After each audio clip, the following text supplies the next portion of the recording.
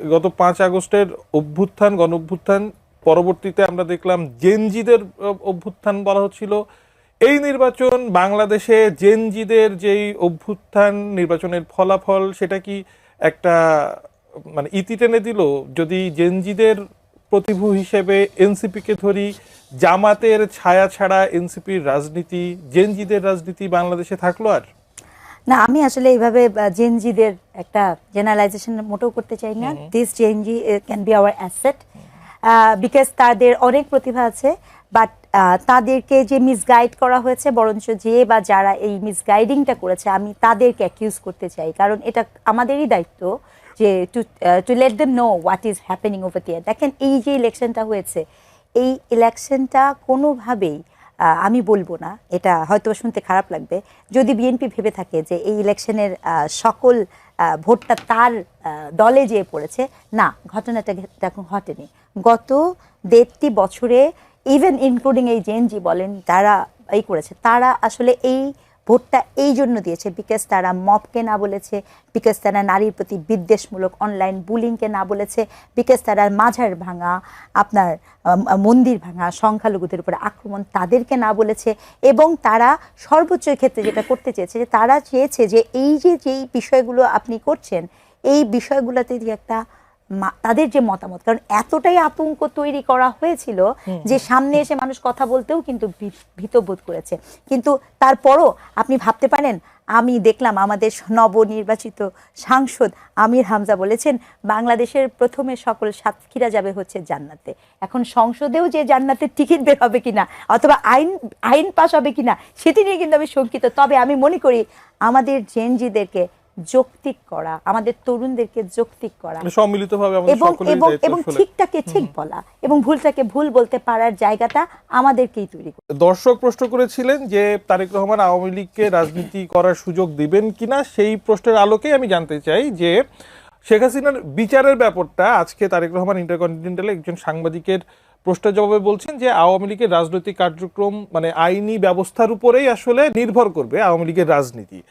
আমি জানতে চাই যে আওয়ামী লীগের রাজনৈতিক কার্যক্রমের উপরে নির্বাহী আদেশের যে স্থগিতাদেশটা আছে, সেটা একটি সেই বিষয়ে একটা সিদ্ধান্ত তো তাহলে তারেক রহমানকে নিতে হচ্ছে অচিরেই। আমার মনে হয় কি, এর আগে মানে এর আগে এটা জানা জরুরি ছিল আসলে কি নির্বাহী আদেশে এরকম কোনো সিদ্ধান্ত নেওয়া যায় কিনা, এবং সেটি ইনভেস্টিগেট করাটা খুবই জরুরি। আমি একদম স্পষ্ট একটা অবস্থান বলি, দেখেন, বাংলাদেশ আওয়ামী লীগের অনেক প্রচুর দায় আছে। বাংলাদেশ আওয়ামী লীগ এই দেশের মানুষজনকে, এই দেশের যারা আমরা বিশ্বাস করি সম অধিকারে, বিশ্বাস করি একটা স্বাধীন ইসেতে, তাদেরকে এমন জায়গায় নিয়ে যে দাঁড় করিয়েছে, এমন নৈতিক জায়গাতে নিয়ে যে দাঁড় করিয়েছে যেখানে আমরা কখনো ভাবিনি যে আমাদেরকে স্বাধীনতার 54 বছর পরে এসে এই রকম সিদ্ধান্ত নিতে হবে, আমাদেরকে মুক্তিযুদ্ধের ইতিহাস নতুন করে জানতে হবে, শিখতে হবে। এর দায় আওয়ামী লীগকে নিতে হবে। প্রথম কথা হচ্ছে এটা। দ্বিতীয় কথা, বাংলাদেশ আওয়ামী লীগের অনেক অজস্র অজস্র ভুল, সেই ভুলের দায় আওয়ামী লীগকে নিতে হবে। তো এখন কথা হচ্ছে যে আওয়ামী লীগকে সমর্থন করার সাথে সম্পর্কিত না, আলাপটা হচ্ছে, আমি সবসময় বলি আপনি সব কিছু একটা প্রসেসের মধ্যে দিয়ে যান, এমন প্রসেসের মধ্যে দিয়ে যান যাতে করে সেটি নিয়ে কোনো কথা না উঠতে পারে।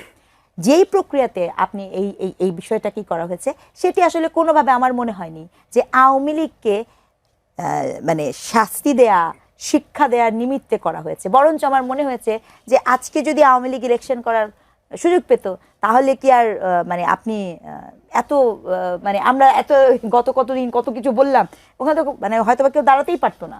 তো এই যে ব্যাপারগুলো আপনি কী কারণে করেছেন, এই উদ্দেশ্যটা তো সৎ উদ্দেশ্য না। আপনি কি আসলেই বিচার করেছেন? আপনি কি আসলে আওয়ামী লীগকে ওই কাঠগড়ায় নিতে পেরেছেন? আওয়ামী লীগের যে সকল মানে কি বলবো দুর্বৃত্তায়ন, আওয়ামী লীগের যে সকল অবক্ষয়, আওয়ামী লীগের যে সকল এই যে উগ্রবাদী দেশ বলা হচ্ছে যে অলিগার্কদের সৃষ্টি হয়েছিল, সেই অলিগার্কদের কাউকে কি আমরা দেখলাম? হ্যাঁ, কাউকে না, কাউকে আপনি দেখেননি। অথচ এটাও জানা যায় যে তাদেরকে সুন্দর মতো যাওয়ার ক্ষেত্রে সহযোগিতাই বা করলো কারা।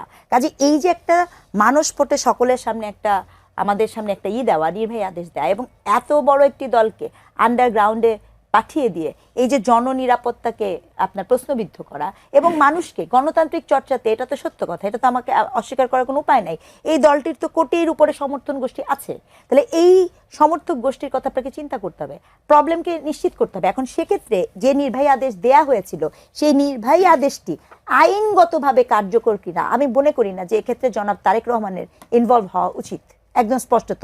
রাদার ওই আদেশটি আইনগতভাবে মানে একেবারে কার্যকর স্বাধীনভাবে থাকে কিনা আইনের উপরেই ছেড়ে দেওয়া সেটি উচিত। বিচার বিভাগের কাছে দেন, ছেড়ে দেওয়া সেই উচিত। সিদ্ধান্তটা